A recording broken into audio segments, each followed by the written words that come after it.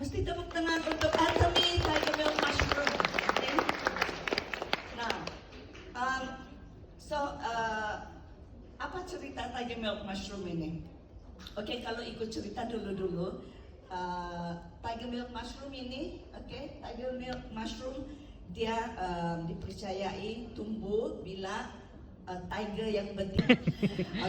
TMM ini untuk merawat masalah-masalah paru-paru, pernafasan, sistem pernafasan, seperti macam yang asma, sinus, batuk. Kamu pernah dengar nggak batuk 100 hari? Pernah. Inilah batuk yang berpanjangan yang berbulan-bulan tidak pandai baik.